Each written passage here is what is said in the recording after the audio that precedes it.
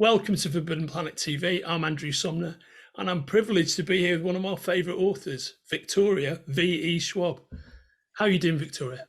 Doing great. So happy to be here. Yeah. Oh, it's always great to see you, and particularly after our great conversations last year about Extraordinary, about the Invisible Life of Addie LaRue, which you must have been delighted with the response to. It's been I mean, you write a book and you can't really control what happens to it after that. Like the all you have is the creative work. So the rest of it is just kind of a surprise. And you never want to go in with any kind of entitlement, but you want to go in with hope. And so I was very hopeful that people would connect with The Invisible Life of Addie LaRue, but I was blown away by the extent of that connection. I mean, I think the thing is, I'm a big fan of the novel, and I think it's such an indelible piece of work that it's what the pleasure for me as a fan of yours, and somebody who's involved on the publishing side is just looking at the effect that it's had upon your existing readers and your new readers. Oh, it's really fun because obviously, like I live on Instagram and I get to kind of watch this ripple effect happen where everyone was reading The Invisible Life of Addie LaRue in my Instagram feed, like I was being tagged. But then after they finished that, then they started going to Shades of Magic. And then after they finished Shades of Magic, I watched them go to Vicious. And so it's fun to welcome such an influx of new readers. I usually build my readership very, very slowly and incrementally. And so to have like an abundance of them come in all at once was really exciting. I believe it. And just looking at the outside, watching them go through that journey of exploration, that huge influx of new fans, and then watching them, because that's the great thing, when you find a creator that you really respond to, and then they have a body of work that you can explore. It's like all your Christmases come at once, right? When you're a I reader. know it's cool and it's interesting, and I know we can talk about this, but it's interesting going to Gallant because I was asked recently, like, oh, that's going to be like a difficult turn for someone coming from Addie LaRue. And I was like, but if you think about it, Addie LaRue is my 20th published novel. And the 19 books before The Invisible Life of Addie LaRue were nothing like Addie. So Addie was the weird turn. And so I think I've tried really hard to make sure that my books don't have a huge amount in common aside from my style and narrative, so that each book I want to be testing and trying to do something completely different. And I'm Yeah. really fortunate that my readers, you can usually find something that is for you in the collection of works. Yeah, right on, right on, and of course we are here to talk about Gallant, which is out very soon from our good friends at Titan Books, and it's actually available in a beautiful signed exclusive sprayed edge edition, which you can order from the links attached to this conversation. Not you, Victoria, but the viewers. But what can you tell me about Gallant, which we're all very excited about? Gallant, aside from being the first novel that I wrote after The Invisible Life of Addie LaRue, and a novel written entirely in the first months of the pandemic, has actually been in the works for 4 or 5 years. As with all of my books, I tend to have a really long lead up into them. And it's a standalone novel. It is my first all ages read, is what we're calling it, which essentially it could sit in middle grade, it could sit in YA, it could sit in adult. I have an immense luxury at this point in my career to be able to do something that kind of crosses the boundaries of the bookshelves. And it is the story about a girl named Olivia Prior, who has spent the vast majority of her life in an orphanage, with nothing of her parents, nothing of her origin story, so to speak, except for a journal filled with her mother's ramblings and these very unusual illustrations. And she knows nothing of her family until one day at the orphanage, she gets a letter from an uncle she's never met inviting her to come home to Gallant. She arrives at this sprawling estate, hoping to find a family, and instead finding an abandoned house, a garden being strangled by strange dead weeds, and a wall at the back of the property with a locked door that seems to lead nowhere.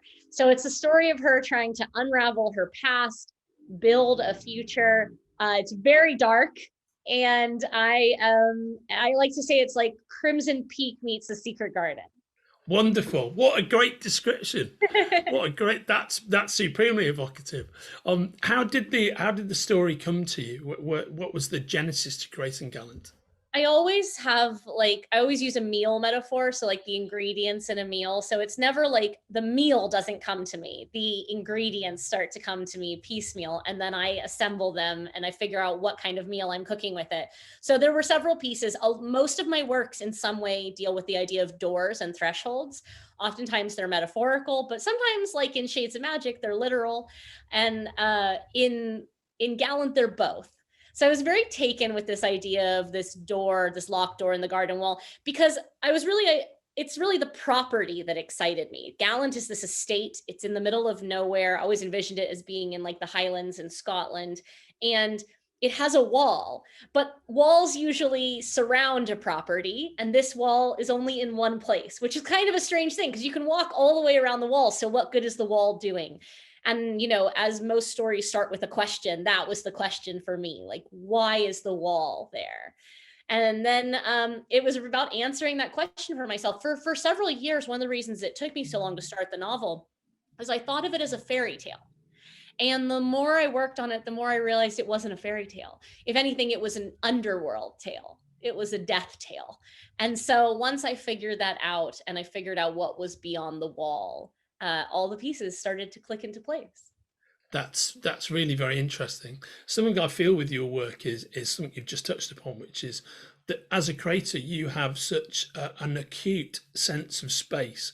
And when I think about many of the books of yours that I've read, they're all very much rooted in a particular sense of spatial awareness. Have you always looked at the world in that way? Is that something you've always been aware of? Yeah, I've always seen setting as a character. I think a setting should be a character. Just as I think the character should be inextricable from the setting. They should never feel like they're floating on top of place. We're so informed by our surroundings as people as much as by our timelines. I think timeline gets given all of the weight and space doesn't get given enough of the weight. I also really love the claustrophobia that place can give. Shades of Magic is sprawling and it gives you many worlds, but The Archive, which is the Dark Vault, one of my earlier books, was set almost entirely in a hotel. And this book, I wanted Gallant to feel like a main character of the novel, a character with its own history and its own secrets, and we don't get all of them. And so, yeah, I would say that I usually try and treat space and place like a character in my books. Yeah, I really get that sense. And with regard to this specific tale of Olivia, what was the spark? What was the spark for this story? It's interesting. Olivia, I love characters that span a threshold, so 1 foot on either side. And so I knew that Olivia was going to be a really interesting character in that way. She's nonverbal. And that is important to the story in some ways and not important in others. It's not the defining aspect of her identity. And I say nonverbal because she absolutely has a voice in the story. It's simply not spoken. It's not a verbal voice. And so I wanted to tell a story. I think that adds to the claustrophobia for her because she uses sign language and she's continually surrounded by people who don't read sign language or speak sign language. And the problem is when you speak a language that no one else around you does, when your voice is in a form that no one else is, it's incredibly isolating. It's incredibly lonely. So in with everything else that Olivia is facing in her environment, there's also an intense ostracization that's happening because she truly is an internal character, someone who's locked into their own voice and unable to communicate with others in that way and searching for the thresholds that she can cross and the ways that she can make herself understood. So Olivia, I knew she was an angry girl and I knew that she was trying to be heard. And so it was really a challenge for me. I wanted to create a challenge to write a character who didn't rely on dialogue but still made herself extremely understood, and also to look at a character who has an antagonistic relationship with the absence of family. I think so often in stories, the absence of family gets romanticized, like, oh, I never knew my mother, but I want to love my mother. And it's like Olivia doesn't want her parents. They've never been part of her life. What she wants is different. She wants stability. She wants structure. She wants a place. For her, the place is representative of family. And so I think it was just like wanting to create a character that values different things from a classic orphaned teenager. So interesting, because there are of course so many tropes about the orphan teenager throughout books, throughout literature, throughout comic book culture as well. It's a very big thing there. You know, most Sure. superhero origins are tied into being Well, an you have to orphan. get rid of the parental figure in order for the child to have their own adventure. That's the whole idea, right? Yeah, You have to yeah, like liberate them in some way, but then they still like romanticize the thing that they don't have. yes.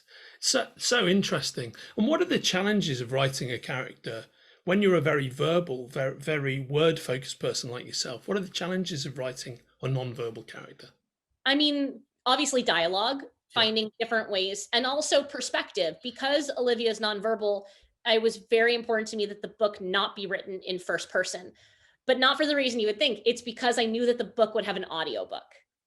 And I didn't want, and even when we came to casting the audiobook, it was very important to me that it have a male classic narrator, because I didn't want you to conflate Olivia's story, which she is telling us, with Olivia's voice and have it be spoken. So, I mean, there are like craft challenges that happen there. I didn't feel like it was a storytelling challenge. I felt like it really only was something I had to navigate from a craft perspective. There is, I hesitate to say, a reason for Olivia's nonverbalness, because that's not the point of the story. And it's not about curing it. It's not about changing it. But there is a context for Olivia's nonverbalness in the story. There is a narrative element in terms of her own history that is informing that nonverbal side. It is an indicator of where she's from. That's intriguing, I think. And what I'd like to do, if you're up for this, Victoria, is the book is coming out soon, which you can pre-order from the links attached to our conversation. And again, Forbidden Planet, we've got this beautiful signed edition by yourself. Thank you very much. You can pre-order it here. But would you like to, once the book's released, would you like to come back on and tell me a little bit more about it? I'd love that. It's so hard not to talk about it. It's a story that gives itself away if you start talking about it too much. So yes, I'd love that. Well, I've been framing my questions extremely carefully for this I reason. appreciate But that. but Victoria, I look forward to seeing you in a couple of weeks, and we'll get back into this really marvelous novel, Gallant. And if you're anybody who's been uh, attracted by Victoria's work over the last couple of years with this incredible creative run that you've had, I know that you're going to very much enjoy this book. It's another winner, and you must be very proud of it, mate. I am. Thank you so much. It's weird. It's a very weird book, and it's quiet, but I think that people hear the word quiet and they don't think tense, but I would say it's like a very tense kind of quiet. Yeah, I think that's a brilliant way to put it, and that's Gallant, available right here. And I'll see you in a couple of weeks, Victoria. Take All care. right. See ya. If you're enjoying watching Forbidden Planet TV and you're enjoying watching us talk to the world's most interesting and accomplished filmmakers, authors, artists, musicians, creators, subscribe right here. See you soon.